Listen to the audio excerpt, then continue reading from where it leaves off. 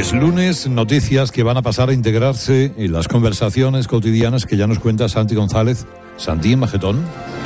El gobierno de Pedro Sánchez ha debutado en el fin de semana elevando a categoría la nada, que es su más íntima sustancia. El primer Consejo de Ministras y Ministros se sustanció con una sola decisión: retirar el control de las cuentas a los independentistas catalanas, que ya han empezado dando 20 millones a su cadena golpista. Las ministras y sus colegas se han estrenado en los medios con la participación estelar de Meritxell Batet, en homenaje al conjunto vacío, que en una entrevista con el director del periódico daba buena muestra de lo suyo y eclipsaba el sentido común que podía esperarse de Pepe Borrell, que ayer debutaba con Ana Pastor. La vice aparecía en El País, Pedro Duque en El Mundo y el ministro de Cultura por doquier.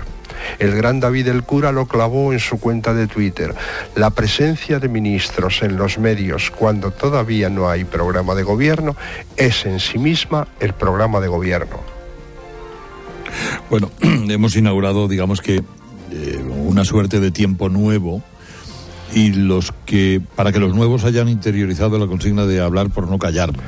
Hoy también dedicarán algún comentario, o deberían, a Rafa Nadal, seguramente el mejor deportista de nuestra historia. Su final de ayer en Roland Garros frente a Dominique Thiem fue uno de los espectáculos más impresionantes que uno haya visto en tenis. Nadal es un referente de nuestra vida. Lo dice Jiménez Los Santos al final de su columna en El Mundo: aunque España vaya mal, siempre nos queda Nadal. Y no hay dos sin tres. Hoy termina el plazo de presentación de enmiendas parciales a los presupuestos generales del Estado, con la incógnita de cuánto le va a costar al PNV su exagerado sentido de la oportunidad al negociar los presupuestos del gobierno anterior.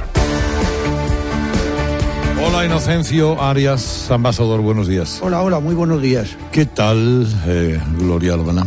Pues muy bien, Herrera, fenomenal. Paco Rosell, buenos días, director del Mundo. Muy buenos días, don Carlos. Claro, aquí cuando hablamos de tacto rectal para el conocimiento del grosor de la próstata, no te incluimos. No has debido empezar en... No, pero estoy de acuerdo en lo que llevas diciendo desde las 6 de la mañana, que es muy importante hacerse este tipo de revisiones. No, que me han mareado con esto del tacto rectal y ya me has dejado confuso para hablar de cualquier cosa de Trump o del Senado. Y no te digo nada con lo del semen, ya me has dejado turulato. Ya, es que lo hace con esa delectación, con esa recreación en la suerte. Uno ha estudiado por lo que ha estudiado, pues, es lo que me queda, el recuerdo de aquellas cosas de... Sí, pero es un recordatorio muy oportuno. Sí, sin duda. Esto es. Hay que afrontar las cosas como vienen y esa viene muy directa. No, al gobierno ya le empiezan a hacer un tacto rectal por la oposición, todavía no. Yo creo que van a empezar inmediatamente. Hoy, de hecho, en la Porta del Mundo lo sacamos así. No le van a dar esos 100 minutos, esos 100 días de, de gracia, sino que inmediatamente va a empezar la labor de control, sobre todo porque el propio gobierno y fundamentalmente una de sus ministras, la ministra para Cataluña, aunque le llaman de política territorial, está haciendo unos destapes absolutamente llamativos, ¿no?, en relación con aceptar términos del Estatuto de Cataluña que el Tribunal Constitucional declaró inconstitucionales, o el levantamiento de los controles en el primer Consejo de Ministros. Por tanto, la labor de la oposición va a ser inmediata. Y tan inmediata yo creo que la vamos a ver precisamente ya hoy con el, entre comillas, recorte de los presupuestos, ¿no? Yo creo que no se va a tardar mucho más. Y justamente una decisión que tomará el Partido Popular en el Senado, coincidiendo ya con la fecha que hoy se anunciará en la Junta Nacional del Partido Popular para celebrar el Congreso y elegir al nuevo líder. O sea que son nuevos tiempos, sí, también para todos, también para la oposición. Sí, yo veo en el Partido Popular, cuando hablas con cualquier pepero, los veo con muchas ganas de poner enmiendas para darle una lección al PNV.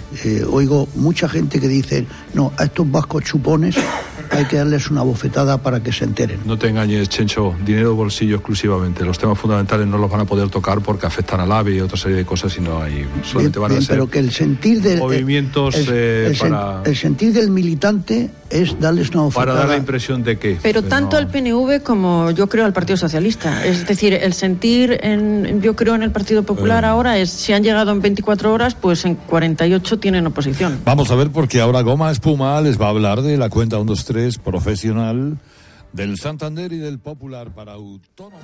Buenos días, Santi Majetón. Buenos días, querido Herrera. Bueno, lunes, que nos lo iba a decir, ¿verdad? Tormentas donde tú... Pero yo creo que ya dentro de poco habrá sol en prácticamente toda la península, y como ahora mismo hay en Canarias, en Baleares, en más lugares. Bueno, es que faltan 10 días para el verano. Alguna vez tendrá que manifestarse, digo yo. Pues eso, a punto de estrenar el verano y con el gobierno aún sin estrenar, aunque le quedan muy pocas horas, porque a mediodía termina el plazo para la presentación de enmiendas parciales a los presupuestos. La flamante ministra de Hacienda, María Jesús Montero, comparece en el Senado para defender los presupuestos antisociales del PP. Ojo, que lo hace por responsabilidad, no por vicio, siempre en defensa de los intereses generales de España, que diría Miguel Ángel Oliver. Los socialistas dan la vuelta al argumento para decir que cómo puede el PP enmendar unos presupuestos que defendieron con tanto ardor. Pero hay una cierta falacia en ello, y es que Mariano Rajoy creía que lo mejor de los presupuestos eran las gabelas y regalías al PNV, cuando solo era el precio que tenía que pagar por ellos. Valdría el argumento si el PP hubiera presentado una enmienda a la totalidad, pero nada impide que presenten enmiendas parciales para mejorar los presupuestos, aligerándolos de los peajes. Bueno. Aunque, como muy bien dice Paco Rosell, va a ser la calderilla. El estreno de los ministros en los medios. Se han estrenado y no para bien. Hay que leer la entrevista que Enrique Hernández hacía el sábado a Meritxell Batet en El Periódico. ¡Qué bárbara! Apunta que tiene que volver la palabra para entenderse con Cataluña, suscribiendo así, sin despeinarse, la brutal sinécdoque que es consustancial a todo nacionalismo. La Cataluña con la que quiere dialogar solo integra el 47% de los catalanes. No contenta con ello, afirmó que en Cataluña no puede haber vencedores ni vencidos, como muy bien le recuerda al diputado naranja Paco Igea. No se trata de vencedores y vencidos porque no hay combate, hay justicia y presuntos delincuentes. Eso es lo que asegura la convivencia, el Estado de Derecho. Y por si lo anterior fuera poco, remató Chiudere Bellezza reclamando una reforma constitucional urgente, viable y deseable. ¿Y nuestra gran esperanza blanca, Pepe Borrell, qué dijo? Pues en Belén con los pastores, que es lo mismo que decir en la Sexta con la Pastor. Advierte del peligro para la convivencia y pide diálogo para sortearlo. Pero en fin, yo no sé si esta señora tiene conocimiento de lo que dispone el artículo 167 de la Constitución para su reforma y las mayorías que se necesitan. No hay manera. Bueno, sí, habría una, obligar al PP a que votara la reforma con el PSOE y sus socios. Pero bueno, hay un error de base, que es tratar de impulsar una reforma de la Constitución con los partidos que quieren cargarse la Constitución. Todo esto se produce el mismo fin de semana en que la ministra de Defensa parafrasea un eslogan castrista de los años 60. Dentro de la revolución todo, fuera de la revolución nada, había dicho el comandante en jefe. Ella dijo Constitución en lugar de revolución, claro, pero no casa con lo de Batet. Qué pena de apellido. Por cierto, no se sabe qué tendría que hacer la ministra de Defensa para no acompañar ayer al rey a los actos conmemorativos de la fundación de la Academia de San Javier en Murcia. Mucho me temo, Herrera, que este gobierno va a dar mucho juego. En días como hoy, repasar la actualidad es que es un desfibrilador más grande. Bueno, pues pasar al primer paciente, por favor. Irantzu Varela es una periodista y feminista radical de Podemos, fundadora y presentadora de un microespacio feminista en La Tuerca, el programa de Pablo Iglesias, que se llama El Tornillo, lo que indica a las claras ya su inadecuación funcional. No quisiera hacer sexismo, pero sería más lógico que lo suyo se llamara La Tuerca y que lo del macho alfalfa se llamara El Tornillo. La composición del nuevo gobierno le parecía inadecuado a esta mujer en una perspectiva de género porque no es lo suficientemente feminista. Y escribía: un gobierno feminista estaría formado por personas gitanas, negras, racializadas, lesbianas, trans, diversas de todas las diversidades. Bueno, esto es lo que hay. El ministro de Cultura y Deporte, Maxim Huerta, otro rayo que no cesa, estuvo el sábado en La Sexta y allí fue entrevistado por Iñaki López. Fue un diálogo de poder a poder. El periodista le preguntó por los tuits que le han hecho famoso y él respondió: la historia se construye a través de palabras, algunas más acertadas y otras menos acertadas, y de todas las palabras se aprende. Esos tuits son de una época en la que yo no era ministro de Cultura y Educación. Ah, pero es de educación también. Bueno, igual es que se lo ha cambiado a Isabel Cela por el deporte que no le gusta, pero se esfuerza el hombre. El sábado puso otro tuit para dar ánimos a Rafa Nadal. Grande Rafael Nadal, estamos contigo, y cerró con el hashtag Roland Garros 2018, pero Roland escrito con 2 L's. Ayer domingo corrigió la ortografía. Bueno, él reconoce que el deporte no es lo suyo, lo que más le motiva. Efectivamente. Bueno, hay algo más. Proserpina se admira en Twitter del talento que despliega mi Merichel.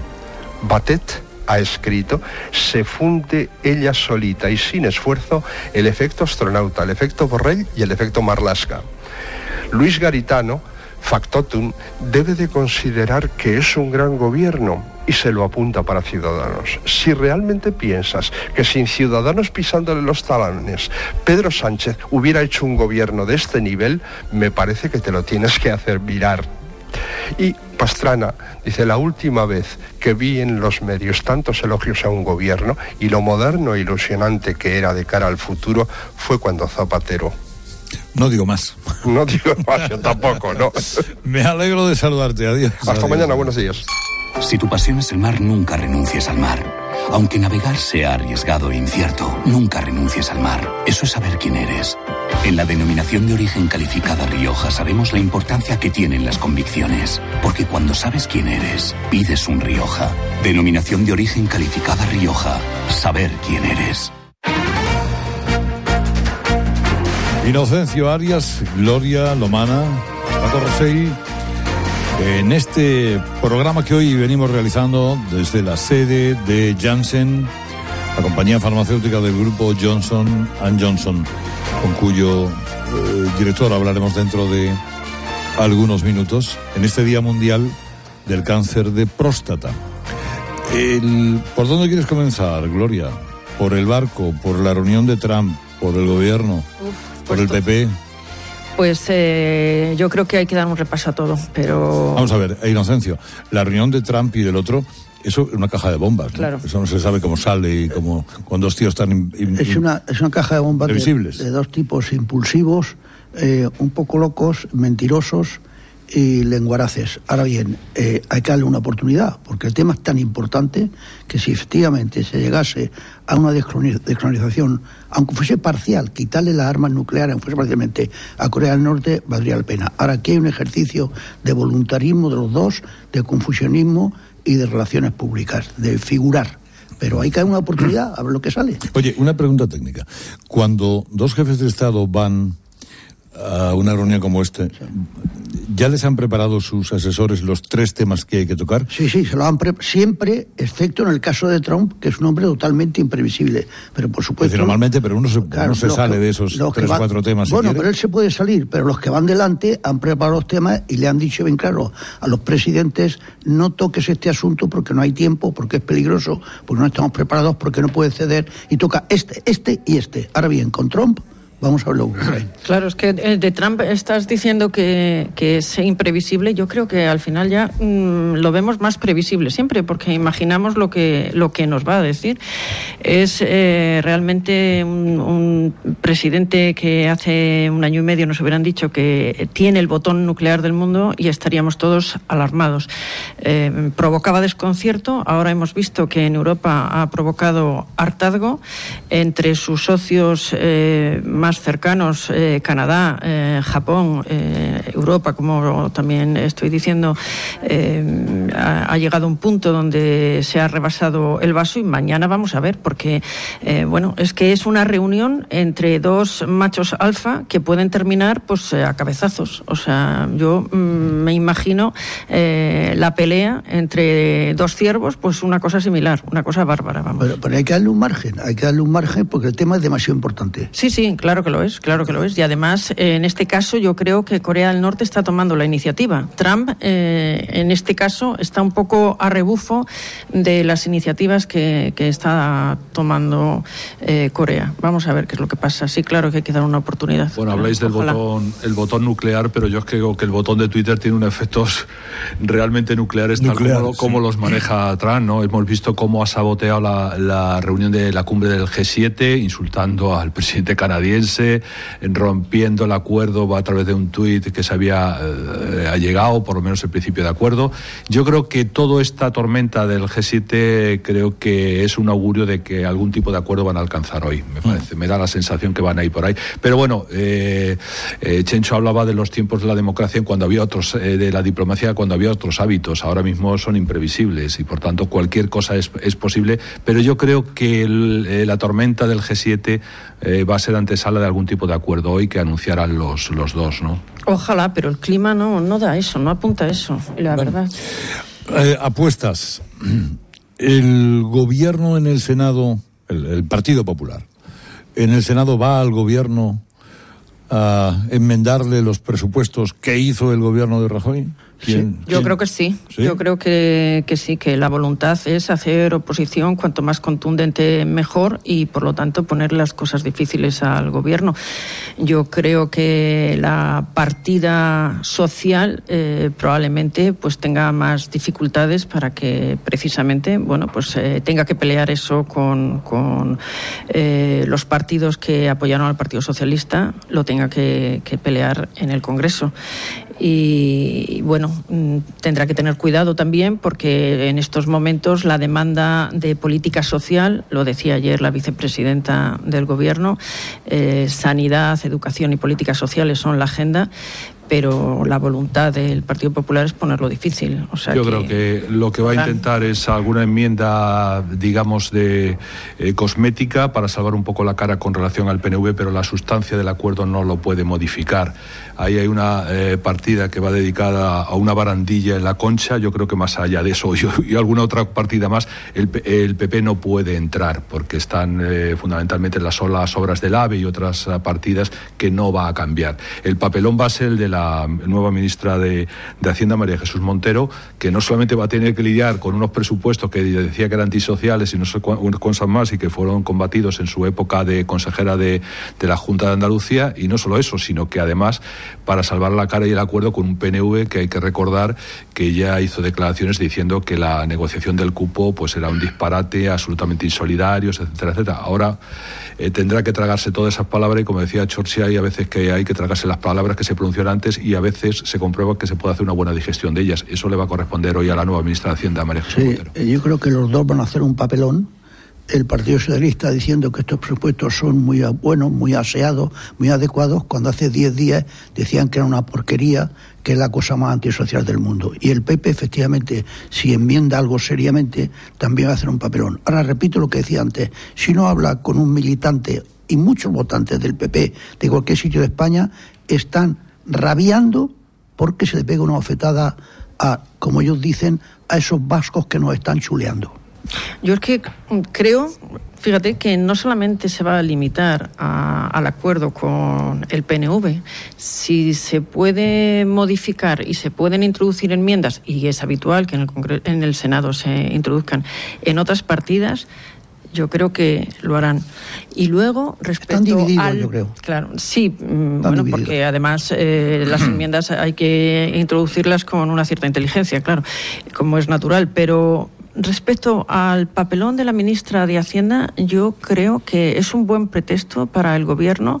La agenda que tiene el Partido Socialista tendrá un buen pretexto para culpar.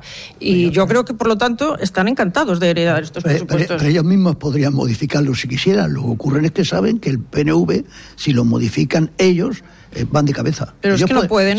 ¿Cómo lo haces ese cálculo en el Congreso? ¿Cómo pones de acuerdo al PNV con... pues ahí está. Claro, es que estos presupuestos salieron con Ciudadanos, que tampoco está por la labor de apoyar. ¿Y qué hace Podemos con...? Es decir, ¿cómo apoya en el Congreso ahora Podemos esos presupuestos sin retocarlos, sin hacer un cambio? Veremos, porque el tema de España y de Cataluña estamos viendo que hay unos días palo y otros días zanahoria. Es decir, hay dos papeles. De momento Pedro Sánchez ha constituido un gobierno que yo llamo pisa 4 porciones, que son de distintos sabores para contentar a todo el mundo, pero que se tendrá que decantar inmediatamente, y el tema catalán va a ser el primer asunto en el que va... Sí, pero la agenda de Podemos claramente se la ha robado. O sea, el mundo feminista que estaba reclamando con el Unidas Nosotras, o Nosotros nos unimos, es decir, este juego de palabras para atraerse a la mitad de la población, que son las mujeres, pues realmente en este momento esa agenda la tiene en sus manos Pedro Sánchez. Yo lo que no entiendo es la ingenuidad de Pablo Iglesias. Me sigue sorprendiendo que después de escuchar las propuestas que Pedro Sánchez hizo en el debate de investidura, que eran todas estas promesas de buenismo y de, pues lo que está demandando la ciudadanía y probablemente lo que se necesite, porque a todos nos encanta además todo lo que se plantea, pues cómo no se dio cuenta que le iba a robar el queso, que es la situación en la que se encuentra en estos momentos. Y la reacción efectivamente ha sido inmediata, y la oposición de Pablo Iglesias será dura, porque en la izquierda probablemente dentro de unos años no quepan dos partidos, como tampoco quepan en la derecha.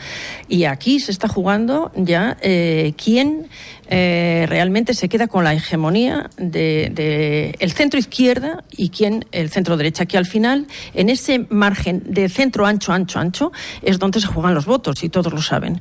Y bueno, pues Podemos estará como gran partido de oposición a la cabeza, yo creo. Diría yo que en el tema catalán es donde va a ser la prueba de fuego para el gobierno, porque el mensaje ambiguo que puede dar la señora Batet y lo que ha dicho la ministra de Defensa, ahí hay una antinomia clara, hay una oposición, y claro, pero pueden estar en la zona oscura de sin definirse un cierto tiempo, pero a medio plazo ese tema es capital para el votante del PSOE y para el votante de muchos partidos. Hombre, el gobierno intentará que en estos 13 meses que yo le doy a este gobierno, pues intentará dar pares y nones y ganar el mayor tiempo posible con declaraciones un poco contradictorias de Batet, otras declaraciones de Borrell, etcétera, lo un lo que pasó en el tiempos de Zapatero. Borrell y cita a la ministra de Defensa, te dijo bien claro. La propia ministra de Defensa. Yo creo que eso es lo que van a intentar. Lo que pasa que yo creo que en Cataluña las cosas van muy rápidas, la presión es muy grande, y no solamente en Cataluña, lo que vimos ayer en el País Vasco es un aviso de navegantes. Claro. Estamos recuperando y repitiendo la misma escenografía en Cataluña. Es decir, esas cadenas humanas en función del derecho a decidir, que no olvidemos que el derecho a decidir es el derecho de autodeterminación. Derecho a decidir, en España se decide constantemente cuando hay elecciones, pero esto es el derecho de autodeterminación. Es decir, la misma escenografía. Es más, incluso actuó de extra el propio Gabriel Rufián, con lo cual esa sintonía entre los dos movimientos va a complicarle mucho la existencia a este gobierno, que indefectiblemente se va a tener que decantar antes de lo que él quisiera, porque claro, lo que le interesaría es mantener esta ambigüedad el máximo tiempo posible con el menor coste electoral que yo le supondría. En el tema catalán, la señora Batet dice que es necesario y urgente y viable reformar la Constitución, cosa que es harto dudoso. Pero eso no es el tema principal, si es viable. Es que los independentistas catalanes, el señor Torra, todos los días repite, está dando a entender que le importan 4 pimientos la Constitución, que lo que él quiere es discutir cómo se parte España y cómo Cataluña se hace independiente. Hay una vía intermedia, Chencho, que ayer el otro día la sugirió la ministra para Cataluña, y que, sin embargo, aunque se llame de política territorial, que es introducir una serie de leyes a través de leyes orgánicas que vayan aprobando aquellos puntos del Estatuto de Cataluña que el Tribunal Constitucional declaró inconstitucional. Pero es que las leyes orgánicas, Paco, necesitan una mayoría. Sí, ya lo sé. ¿Quién aprueba eso? Sí, pero no necesitas la reforma de la Constitución. Yo creo que la reforma de la Constitución, ella sabe que eso es imposible porque no hay quórum suficiente y sobre todo no hay consenso. Pero Paco, no nos engañemos. Mira, de lo que estás... Pero necesitas 3/5 de la Cámara. Claro, exactamente. Y de Claro. lo que estás diciendo yo creo que se deduce precisamente la estrategia que va a tener el Partido Socialista, que es: yo propongo y soy el partido de los pactos, el partido del diálogo, y si esto no sale adelante es porque los demás no me apoyan. Realmente un gobierno, todo el mundo lo sabemos, lo sabe Pedro Sánchez, con 84 diputados estamos hartos de decir que no puede gobernar. Bien, pero sí que puede tener la iniciativa y desde luego la está teniendo, está proponiendo cosas por delante de los demás. Y a partir de ahí, si no salen y si su voluntad de diálogo y de pacto y de consenso y de acuerdo no triunfa, es porque los demás no la apoyan. Yo veo claramente lo que antes os decía, el juego del palo y la zanahoria. Esto es muy viejo, ya lo hizo Felipe González y Alfonso Guerra, luego lo hizo José María Aznar con Cascos, lo estamos viendo aquí con el nombramiento de Borrell, lo hemos comentado, y Meritxell Batet. Pero es que el propio Sánchez está haciendo ese doble lenguaje también, porque siempre con su pátina de hombre de Estado. Yo también pronostico, le vamos a ver muy pronto con Merkel, muy pronto. Yo creo que es esa su ambición, la política exterior. Y bien me parece, además. Pero el propio Sánchez, el gobierno, porque al final lo dirige él, ha mostrado dos patas. Por un lado, reforma de la Constitución, y todo el mundo se pone nervioso. Aflojar la Fiscalía, no lo sabemos, pero sería una posibilidad. Por lo tanto, la Guardia Civil un poquito más tranquila. Otra posibilidad, tampoco lo sabemos, pero eso es una hipótesis que quedaría en ese lado, vamos a decir, en ese bando. Y por el otro lado, sin embargo, el presidente ha dicho, yo estoy dispuesto a reformar el delito de rebelión. Caray, es una cosa que, suena bien.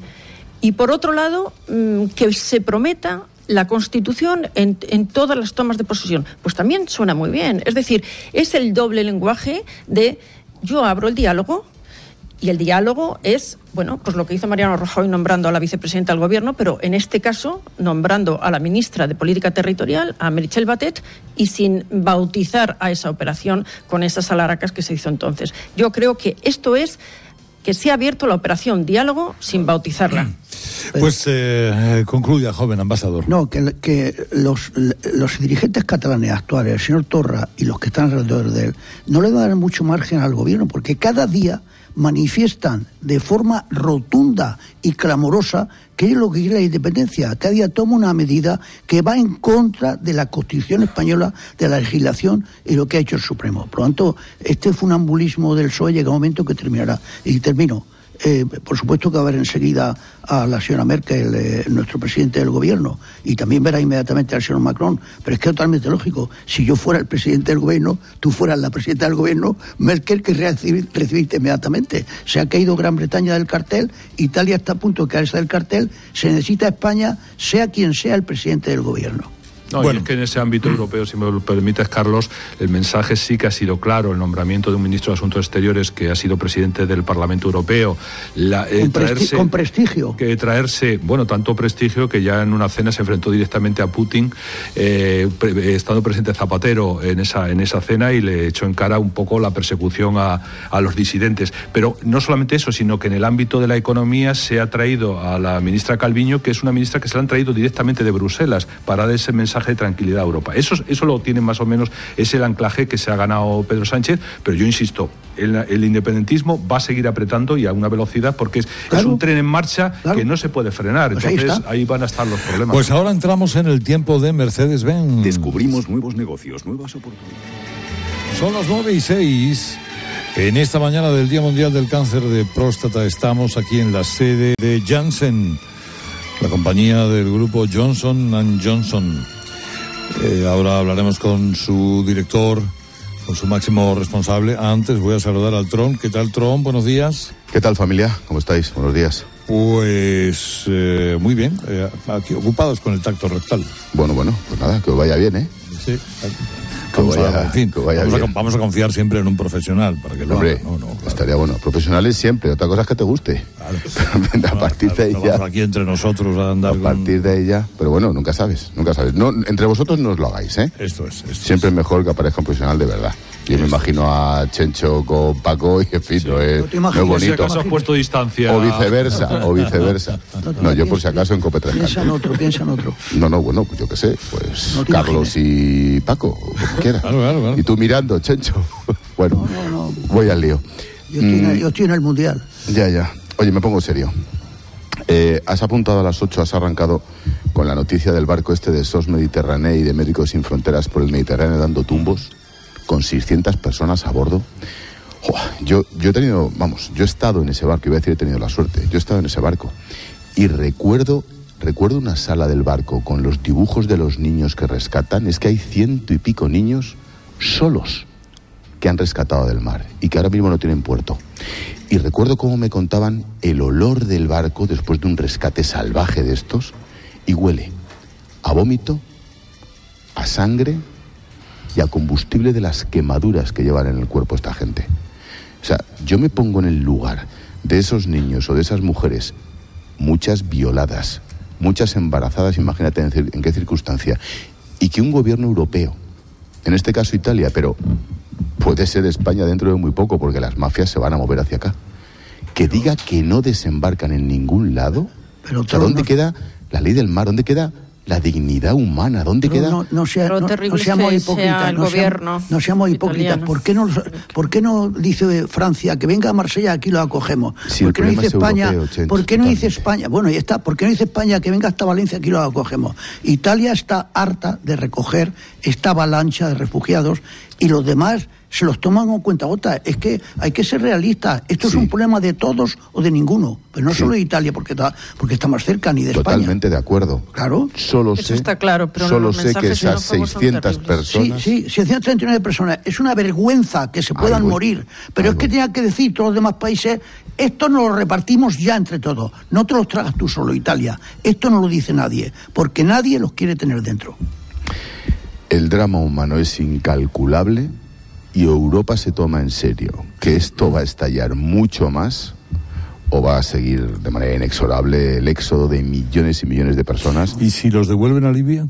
Es que no se puede entrar ni siquiera en aguas libias, es que te torpedean. Es que yo he estado patrullando en un avión del Ejército del Aire. ¿Cómo salen de aguas libias? Pues porque salen desde Libia en barcos negreros, los sueltan en barcazas en mitad del mar y luego no puedes volver hacia atrás. Libia es un estado fallido. En Libia no hay nada que pueda hacerse cargo de esta gente en condiciones normales. En Libia viven en naves industriales hacinadas a modo de cárceles, donde pagan una pasta, donde son violados, y de hecho hay muy pocas mujeres, porque casi ninguna sobrevive, y que los sueltan al mar. Y una vez que los sueltan al mar, ni los ejércitos europeos que están ahí, ni las ONGs, tienen permiso para entrar en agua libia, porque te torpedean los piratas. Entonces, claro, ¿qué haces? ¿Te pones en guerra con los libios que andan por allí? O sea, yo he estado patrullando en un avión del Ejército del Aire y en la vertical de las aguas territoriales libias, el avión patrulla en esa vertical, no pasa hacia Trípoli y estábamos viendo los rascacielos de Trípoli al fondo. O sea, es una situación infernal. Pero yo me pongo en el lugar de esos niños dentro de ese barco y entiendo que es un problema sin solución en el corto plazo y entiendo el drama de Italia y entiendo lo que quieras, pero humanamente es inconcebible. Oye, y permitidme una previsión para esta tarde, y ya termino. Hace 25 años, en cualquier país del mundo, hoy sería un día de gloria, hoy sería un día de reconocimiento a los héroes. Hace 25 años que murieron en Bosnia el teniente Muñoz, el sargento Tornel y tal día como hoy, el teniente Aguilar. Al teniente Aguilar, cruzando el río Tito, el famoso puente, el río Neretva, el famoso puente de Tito de Mostar, le pegaron un tiro, se supone que un francotirador croata, le atravesaron el cuello y murió encima de su blindado. Bueno, pues hemos hablado con la viuda, con Carmen, que me llamó, hemos hablado con el ministro de entonces, y hoy a las 4 vamos a recordar. 25 años, Chencho, acuérdate de aquella guerra, lo que supuso, y pasan sin pena ni gloria nuestros héroes. Otro baldón para la comunidad internacional y para la ONU. Hasta que se reaccionó años después con Solana al frente. Pero en cualquier país del mundo, Muñoz, Aguilar, serían héroes recordados absolutamente, y aquí pasan casi desapercibidos. Bueno, pues no me da la gana. Hoy a las 4 vamos a recordar, en nombre del teniente Aguilar, a todos los que cayeron por allí. Me alegro de saludarte. Adiós. Adiós, familia. Chao. Estamos en Janssen, España, como le venimos diciendo desde las 6 de la mañana. Janssen, España, tiene un presidente que es el que... Normalmente el presidente es el que manda. Que es el que manda. Médico, investigador, gestor. Al fin y al cabo, gestionar una casa como esta tiene su peluseo. Se llama Martín Sellés y tengo el gusto de saludarle. ¿Cómo está, Martín? Buenos días. Muy bien, don Carlos, buenos días y bienvenidos a nuestra sede. Gracias por estar aquí, porque es un auténtico placer. El placer es nuestro. ¿Cuánta gente trabaja aquí en Janssen? Pues en Janssen, en Johnson & Johnson, trabajan unas 1.300 personas en España, y lo que es Janssen, aproximadamente unas 600. Claro, Janssen es una división de Johnson & Johnson. Efectivamente. División dedicada a la investigación, al producto farmacéutico, en fin, a la innovación día tras día.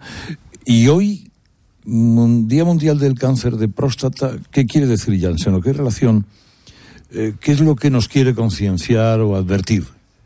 Bueno, pues yo creo que es importante decir que a una determinada edad hay que estar pendientes de la próstata. Yo creo que la próstata es una gran desconocida y por eso estamos hoy aquí. Y agradecemos vuestra sensibilidad al respecto. Creo que se habla mucho del cáncer de pulmón, del cáncer de colon, pero el más frecuente en el hombre es el de próstata, ¿no? Y de alguna manera muchos hombres vamos a tener problemas de próstata. Unas veces será solo una hiperplasia benigna de próstata, otras veces será un cáncer de próstata muy localizado, pero otras veces, por desgracia, va a metastatizar y nos va a complicar la vida. Por tanto, el diagnóstico precoz es muy importante, nos puede salvar la vida. Y Carlos, yo creo que es curioso, ¿no? Porque las mujeres van al ginecólogo periódicamente y durante muchos años, y a los hombres, sin embargo, nos cuesta mucho ir al urólogo. ¿Hay algo más desagradable que un urólogo? No, pero bueno, yo voy todos los años y no pasa nada, o casi nada, vamos. Eso es verdad. Tengo un buen amigo mío, urólogo, que siempre me dice que, hombre, que un cardiólogo, un dermatólogo, en fin, cura a alguien, y esa persona está constantemente haciendo referencia: qué buen cardiólogo, qué buen dermatólogo que me ha curado, fíjate cómo me ha dejado. Pero cuando es un urólogo el que cura, después de haber metido todo lo que haya que meter, nadie hace mención del urólogo. Sí, luego los expertos en el tema pues te hablarán más en detalle al respecto. Claro, sí. Claro.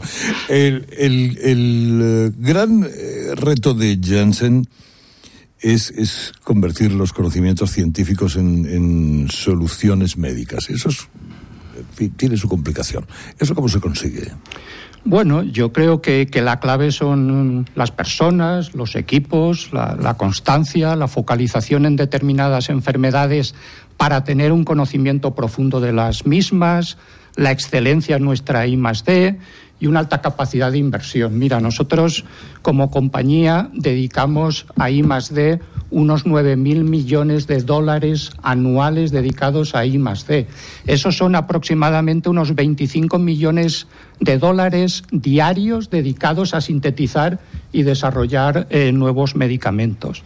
Creo que también es clave entender y tomar conciencia de la importancia de nuestro trabajo, ¿no? Entender que hay personas que tienen la desgracia de sufrir una enfermedad grave, como un mieloma múltiple, una leucemia linfática crónica, una enfermedad de Crohn, y bueno, dentro de esa desgracia pueden tener la suerte de que exista un medicamento eficaz para tratar esa enfermedad grave, o pueden tener la desgracia adicional, si me permites la expresión, de que no exista nada eficaz para tratar su enfermedad.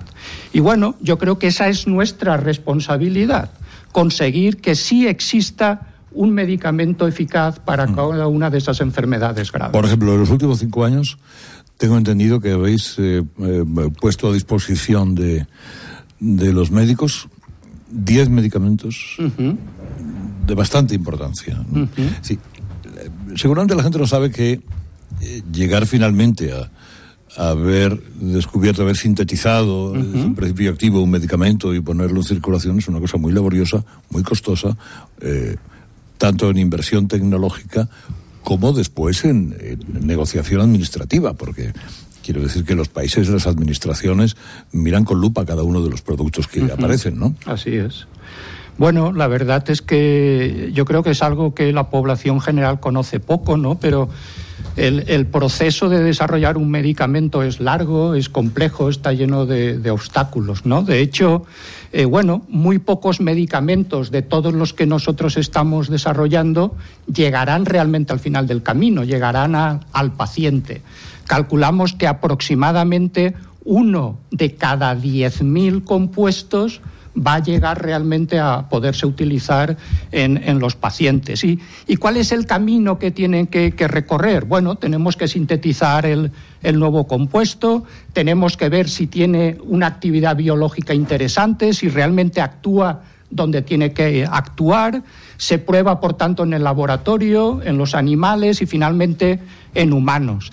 Esta es la última parte del proceso, es la más larga, porque aquí tenemos que demostrar que el fármaco es un fármaco eficaz, que es seguro y también que es más eficaz y seguro que lo que ya tenemos a día de hoy. Y que no es contraproducente. Efectivamente, porque de lo contrario se queda por el camino. Estos ensayos clínicos duran muchos años, incluyen a muchos pacientes y finalmente, si todo eso ha ido bien, efectivamente, luego tenemos las agencias reguladoras de cada país, en Europa tenemos la EMA, que lo evalúa y lo aprueba si entiende que los resultados son satisfactorios. Pero fíjate, estamos hablando de un proceso que puede durar entre 8 y 10 años, ¿no? Por tanto, tenemos un compuesto de cada 10.000 que tiene éxito y ese compuesto que tiene éxito tarda 8 o 10 años en tener éxito con un coste aproximado de unos 2.500 millones de dólares, ¿no? Por tanto,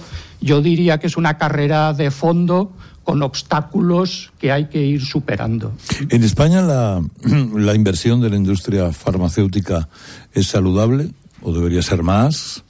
Carlos, yo creo que estamos bien, podríamos estar mejor y siempre es bueno tener la ambición de estar mejor, ¿no? Tú sabes que se habla mucho que nuestra economía tiene que ser más productiva, más competitiva, y para que sea más productiva y más competitiva tiene que estar más basada en la innovación, en el conocimiento, en la I+D, ¿no? Y la verdad es que llevamos muchos años hablando de esto, pero queda mucho por hacer, y yo creo que la industria farmacéutica sí que ha puesto su granito de arena, yo diría que muchos granitos de arena, para ayudar a este cambio de modelo productivo. Por ejemplo, en España las compañías farmacéuticas o muchas compañías farmacéuticas tienen centros de investigación básica de primer nivel a nivel mundial, con investigadores nacionales e internacionales de gran prestigio. La industria farmacéutica tiene miles de ensayos clínicos en nuestro país que generan ingresos en los hospitales, que dan reputación internacional a los médicos españoles y que permiten una cosa muy importante, don Carlos, y es que miles de pacientes tengan acceso a fármacos que les pueden salvar la vida, porque hay pacientes que ya han fracasado a todos los fármacos que existen hoy, comercializados, y el participar en este ensayo clínico es algo que les puede salvar la vida. En resumen, el 21% de toda la I+D privada que se hace en nuestro país la hace la industria farmacéutica, 21 euros de cada 100, generando unos 40.000 puestos de trabajo con empleo altamente cualificado. Estos son empleos directos con unos 200.000 empleos indirectos y con 5.000 personas trabajando en España en el área de I+D, ¿no? Por tanto, yo creo que la industria farmacéutica, en mi humilde opinión, se puede sentir muy orgullosa de lo que hace en el día a día, no solo por los pacientes, sino también por la economía de nuestro país, ¿no? El gobierno tiene nueva ministra de Sanidad, que es valenciana, como usted, Martín. No sé si la conoce, la ha sufrido o, por el contrario, tiene grandes esperanzas. Es una persona con experiencia, que ha trabajado en el ámbito municipal y en el ámbito autonómico, casi 3 años como consejera de Sanidad en una comunidad tan importante como la valenciana. A lo largo de estos 3 años ha habido un buen entendimiento con ella y con su equipo, buscando lo mejor para los pacientes, cada uno, lógicamente, desde su ámbito de responsabilidad. Y miren, yo creo que todos los ministerios son importantes, ¿vale? Pero la salud, la sanidad es la prioridad número 1 de los ciudadanos. El tener un buen sistema sanitario es muy importante para los ciudadanos. Por tanto, es una gran responsabilidad la que tiene. Desde el Ministerio de Sanidad se puede hacer mucho, mucho bien por muchos pacientes, y seguro que ella va a conseguir que todos los agentes de nuestro sistema sanitario trabajemos coordinadamente por el bien de los pacientes, y todos vamos a poner lo mejor de nosotros mismos para que eso sea así. Por tanto, le deseamos lo mejor y desde luego estamos aquí para ayudar en lo que sea necesario. Bueno, como estamos hablando del Día Mundial del Cáncer de Próstata, recordemos, el cáncer de próstata, que es a veces, bueno, que es bastante silente, va con retardo en explicar sus síntomas, en hacerlos evidentes, ¿no? El cáncer de próstata se descubre muchas veces a través de un simple análisis de sangre que demuestra que una proteína está un poco enloquecida, seguramente por alguna anomalía en la próstata, y eso ya nos da una idea, lo cual puede hacer que después con otros métodos diagnósticos sea tratado con efectividad. Así es, así es. De hecho, bueno, nosotros llevamos trabajando muchos años en el cáncer de próstata y vamos a seguir trabajando muchos años. Hemos desarrollado nuevos medicamentos que afortunadamente mejoran la supervivencia de los pacientes con cáncer de próstata, y próximamente esperamos poner a disposición de los médicos hasta 3 nuevos medicamentos para tratar el cáncer de próstata desde las fases más precoces y benignas de la enfermedad hasta las más avanzadas y más malignas. Martín Selles es presidente de Janssen España, que es nuestro anfitrión esta mañana hasta la 1 de la tarde en este programa. Martín, ha sido un placer saludarle, estar en su casa. Todo Muchas magnífico, gracias. debo decírselo. Muchas gracias. Gente muy atenta, muy limpia, muy bien organizada. Todo el mundo con cara de mirar mucho microscopio, ¿no? Que es lo importante. Ojalá, don Carlos, que lo podamos repetir, y seguro que encontraremos buenas razones para repetirlo. Así que muchas gracias. Gracias, Martín. Bueno, ya lo sabéis. Tú no, Gloria, que esto no va contigo. No. Sí, porque yo quiero veros a todos muy saludables. Hay que hablar de salud, además. Esto es. Bueno, ahora son y 26. Permitidme un momento, que llega enseguida Luis del Val. Hay algo que preocupa, incluso también inquieta, y es que ahora los delincuentes, en lugar de sufrir penas, podrían ser agraciados con algunas recompensas, dependiendo del lugar del que el delito provenga. Si robas un coche en Soria y al desguace te lo llevas, no te libras de un par de años para caer en la trena.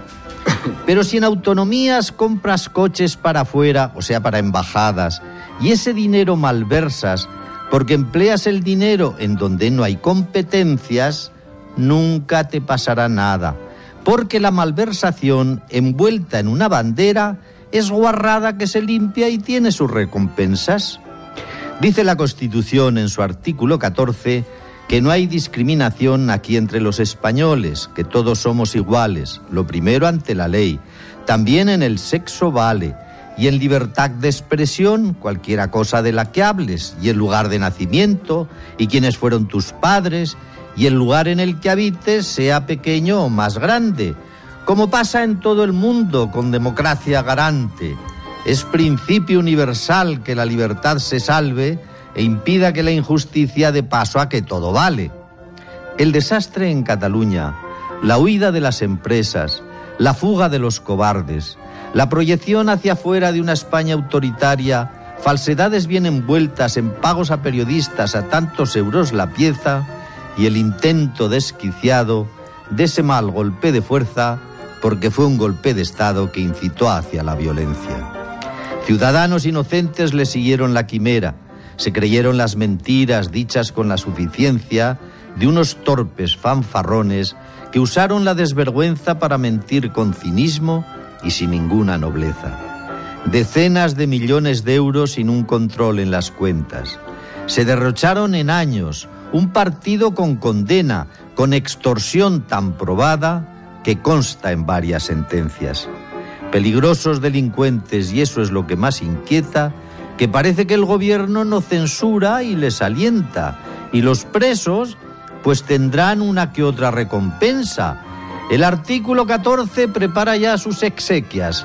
Cárcel para los de Soria, mimos a los de la Estela. Y aún pretenden más reformas. Servida está la primera. Bueno, saben ustedes, hoy el Partido Popular decide cuándo realiza ese congreso extraordinario en el que teóricamente encuentra a la persona que sustituye al frente del mismo a Mariano Rajoy. Pero hay quien también dentro del partido advierte que el debate no solo debe ser de personas, sino debe ser de rearme ideológico, es decir, de aclaración ideológico, proyectos, nuevas realidades. Y uno de los que se ha lanzado al ruedo en ese sentido es el que ha sido presidente de las Islas Baleares durante 4 años, senador, José Ramón Bauzá, al que he pillado a lazo en algún aeropuerto. ¿Qué tal, señor Bauzá? ¿Cómo está? Buenos días. Muy buenos días, don Carlos. Pues sí, recién aterrizado, llegando de Palma, y acabo de aterrizar ahora mismo en Madrid. O sea que si oyes alguna megafonía de fondo es cuestión de aeroportuaria. Esto es. ¿Estaríamos dispuestos, señor Bauzá, a impulsar una corriente liberal? Y en ese caso, en ese rearme ideológico, el liberalismo, ¿qué peso tendría en el Partido Popular? ¿Cuál tiene ahora? ¿Y exactamente cómo se define?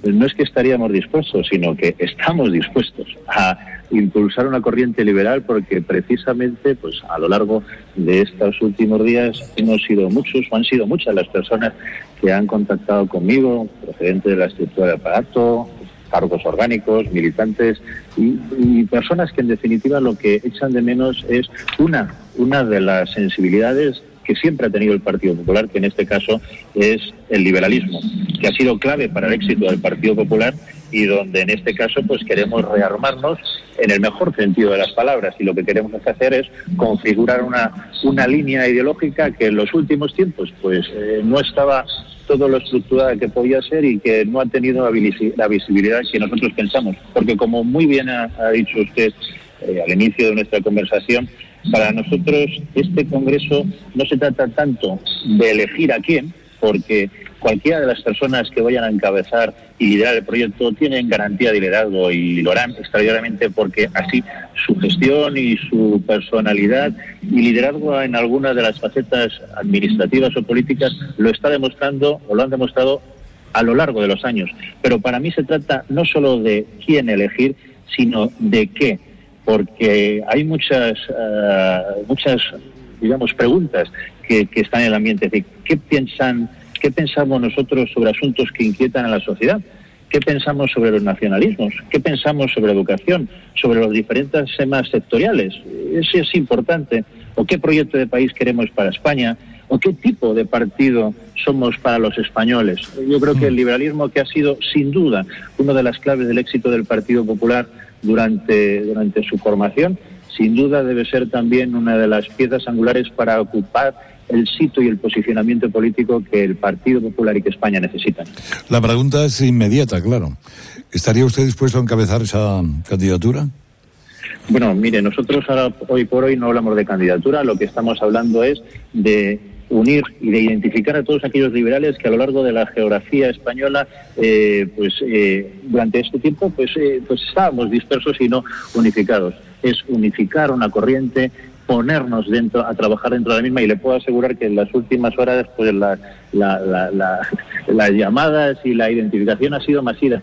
A partir de aquí, repito, no queremos un sitio, lo que queremos es ganar un espacio ideológico que hoy por hoy no está representado dentro de nuestra formación política y que estoy convencido, no me cabe la menor duda, de que es absolutamente reclamado por una gran parte, no solamente de nuestros militantes, sino también de nuestros votantes y nuestros españoles. Por lo tanto, este es nuestro objetivo, esta es ahora el trabajo que estamos haciendo y, por supuesto, no descartamos nada a futuro, pero ahora lo que estamos es identificándonos, encontrarnos y, sobre todo, construyendo la corriente ideológica que para nosotros, para los liberales, es una de las claves del éxito, no solamente de nuestra formación, sino de España. Señor Bauzá, muchas gracias por atenderme, que le vaya muy bien. Muchísimas gracias, don Carlos. Gracias, hasta pronto. Bueno, ya veis...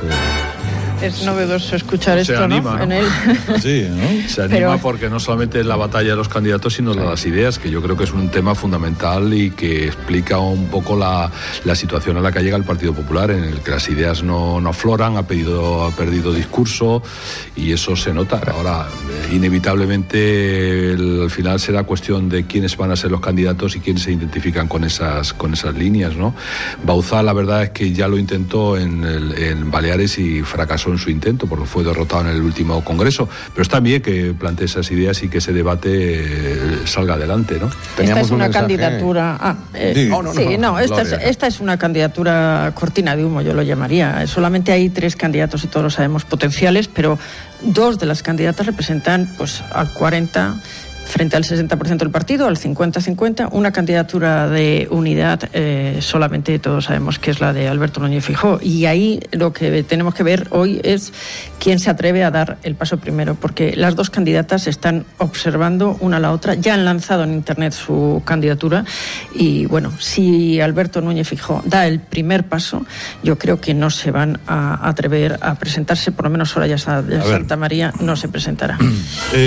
Querido Guanchi, pues nada, tenía un mensaje precisamente que iba en ese sentido, ¿eh? ¿Sí? Un votante del Partido Popular que pedía un nuevo Partido Popular después de estos congresos extraordinarios y no solamente ya decidir qué candidato iba a ser el que iba a tener el partido, ¿eh? O sea que, mira, estaba en sintonía con lo que nos ha contado este señor. Bueno, pues nada, muy contentito aquí con Johnson & Johnson, con Janssen, porque muchas cosas de Johnson & Johnson hemos tenido en casa a lo largo de nuestra vida y algún medicamento de Janssen fijo.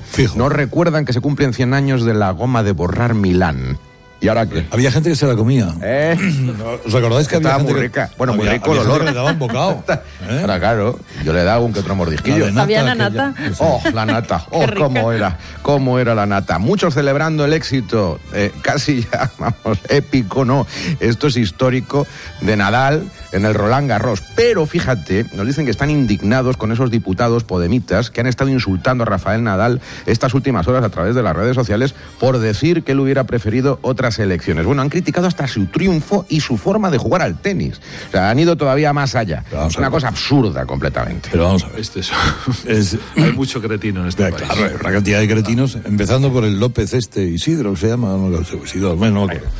Que decía que es que el tenis hipermusculado de Nadal y tal. Pero vamos a ver. Es que hay gente que quiere tener su minuto de gloria a costa de un genio, que no valoramos lo suficiente de Nadal. Estos días estaba viendo yo el Corriere de la Sera, que estaba dando continuamente portadas a un tenista que estaba a punto de llegar se quedó en las semifinales, y nosotros con un Nadal que ha ganado ya 11 Roland Garros, es decir, que es un récord inigualable, y lo hemos hecho una cosa de absoluta costumbre. Es espectacular, y no solamente la forma y la grandeza que tiene de ganar en las condiciones que lo hace, que es un ejemplo para cualquier español, independientemente de lo que piense, lo que opine, como para que alguien de esta calaña, porque no puedo decir de otra expresión, intente rebajarla a un genio del tenis como es Nadal, ¿no? Bueno, vamos a ver, precisamente a cuenta de los primeros pasos del nuevo gobierno, en nuestra sección yo pienso de qué nos han dejado estas consideraciones. Mariano. Yo pienso de que no se queje el PNV porque lo que han hecho es un escándalo, y ahora si el PP le enmienda los presupuestos, pues no me extraña, porque ha sido una barbaridad lo que ha pasado. Respecto al señor Pedro Sánchez, se nota que no tiene proyecto político, porque ya los ministros cada uno está diciendo una declaración diferente respecto a lo de Cataluña, y suma y sigue, porque al carecer de proyecto va a haber fiesta para rato. Roberto. Se está criticando o se pone el PSOE chulito a criticar al PP porque va a ir contra los presupuestos, contra la aprobación de los presupuestos que él ideó. Pero bueno, es que el PSOE es el ejemplo de la contradicción con patas. Ábalos, hace 4 días. Nunca iremos con los separatistas a una moción de censura. Toma ya. Los presupuestos, los que más los criticaron, ellos. Harán que los lleven a cabo. Su pacto con el PNV, estos que dicen que no han pactado nada, ahí está bien claro, con luz y taquígrafos ante todos los españoles lo que pactaron con el PNV. Y Ángeles. No me gusta oír a los contertulios decir que con estos nuevos ministros de mayoría femenina el PSOE ya tiene ganados los votos de las mujeres. Alguna habrá que con esto esté conforme, pero quiero pensar que una gran parte tenemos cerebro y capacidad para decidir con hechos y cambios y no simplemente porque hayan nombrado ministras. Bueno, ¿alguna cosa más? Un poquito de política internacional. Lo ideal es que Kim Jong-un y Donald Trump se hubieran reunido en una cumbre, en una peluquería. Se entenderían mejor, dice este oyente. Simpático. Por cierto, esa cumbre, dice que están ellos solos y luego entra la delegación. Están ellos solos muy poco tiempo, Pero están ellos solos con un traductor, me imagino. Sí, claro. Ni uno habla coreano ni el otro habla inglés. Bueno, es posible que el coreano hable el coreano sabe algunas palabras, pero este coreano no sabe inglés. Se tenía que haber llevado la presentadora de los informativos. Bueno, llevan un intérprete de absoluta confianza, claro, y que por supuesto que es un gran intérprete, porque los malentendidos en esas circunstancias pueden ser funestos. Y nada más, 4 personas. 4 personas. No hay ni siquiera... Depende, él escoge, los presidentes escogen. Hay ejemplos de todo tipo. Una vez Kennedy y Khrushchev se reunieron solo con un intérprete. Otras veces hay una persona que toma notas, depende. De todas formas, Trump lo ha dicho muy claro. Él necesita solamente 1 minuto para conocer el signo de ese encuentro, ¿no? O sea, que él no necesita más. Esa chulería lenguaraz que tiene... Que claro, lo arruina. Que además la transmite por Twitter, o sea que es una cosa de lo más singular. Pero sí, puede que la reunión finalice al minuto, claro, si no le gusta la cara que se encuentra. O no, por aquí dicen que resultaría chocante que estos 2 machos alfa, repitiendo 2 palabras de Lomana, terminaran llegando a un acuerdo dando ejemplo de diplomacia al resto del mundo. Yo creo que van a llegar a algún tipo de acuerdo, creo que sí. Después del fracaso del G7, yo creo que todo predispone justo a lo contrario. Porque es lo que busca sorprender. Trump busca sorprender de una u otra manera y descolocar a la opinión pública. Pero ahora le viene bien, como a lo mejor en otras circunstancias hubiera hecho lo contrario. O sea, es imprevisible. Seguramente más de uno habrán tenido que realizarle la prueba del tacto rectal, sobre todo porque con una determinada maniobra tú controlas si hay algún tipo de hiperplasia benigna o maligna, ¿no? Eso ya, si es maligna, lo decide otro tipo de análisis. Pero el tacto rectal, digamos que provoca una cierta sensación de desagrado. Cierto miedo escénico, ¿no? Miedo escénico, sí. Usted es urólogo o uróloga y ha hecho muchos tactos rectales. Ha encontrado personas que no colaboraban en el hecho, en la relajación necesaria, porque claro... Bueno, pero últimamente, Carlos, últimamente no te lo hacen dormido, a mí me lo han hecho dormido. No te hacen dormido la colonoscopia. La colonoscopia no es en la próstata. No. Pero ¿cómo se ve que no vais al ginecólogo, que no tenéis embarazo? Si vamos, o la ginecóloga que no tenéis embarazo. Es muy normal, pero se os ve que no tenéis esa práctica, porque os asusta todo mucho. Es que a mí me han dormido 2 o 3 veces o 4, pero claro, ahora veo que la colonoscopia. La colonoscopia antes de dormirte era un en fin. Te dan una sedación y es mucho más... Pero ahora te sedan, no te enteras de nada. Nada. Te despiertas y crees que van a empezar y ha terminado. Ya ha terminado, efectivamente. Pero en cambio el tacto no. El tacto es lo de tranquilo, Manolo. Sí. Que no pasa directamente nada. con el estoque. Sí, tranquilo, esto es... Hay que saber aguantar. Da más frío. Hay que sujetarse, Manolo. Dice, yo no me llamo Manolo. Dice, no, Manolo me llamo yo. El que estaba metiendo el dedo. Entonces, esto da para... seguramente mucho. No, es decir, conocer sociológicamente, ¿no? Cómo se ha enfrentado cada uno a este tipo de pruebas, ya que hablamos de... A esta suerte de la urología, ¿no? Sí, el cáncer de próstata es una enfermedad que felizmente es detectable y es superable. Lo que pasa es que hay que someterse a hay que preguntar si uno tiene algo, preguntárselo al propio cuerpo, con un análisis, después con un tacto, de otras muchas maneras. 900 50 60 06, ¿cómo fue aquel tacto? ¿Qué supuso para usted? 900 50 60 06. Y ahora llegamos a las noticias de las 10 de la mañana. Chicos, chicas, que lo paséis muy bien, ¿eh? Adiós, buen día. Esto es... Con mucho tacto. Con mucho tacto, por favor. Con mucho tacto me voy ahora al Corte Inglés. Pues sí, porque nos vamos a ir al supermercado. Y es que después del fin de semana hay que llenar la nevera, porque sabemos que te gusta ahorrar en tu compra diaria. En Hipercor y en el supermercado del Corte Inglés te ofrecen buenos precios todos los días. Y hasta el 13 de junio, 50% de descuento en la segunda unidad en una gran selección de productos de alimentación, droguería y limpieza. Ahorra con el aceite Cosur, gazpachos y salmorejos refrigerados, Activia naturales, helados El Corte Inglés, con el detergente Ariel y muchos más productos con la segunda unidad al 50%. Hipercor y el supermercado del Corte Inglés. Alimenta tu vida. Herrera en COPE. Estar informado.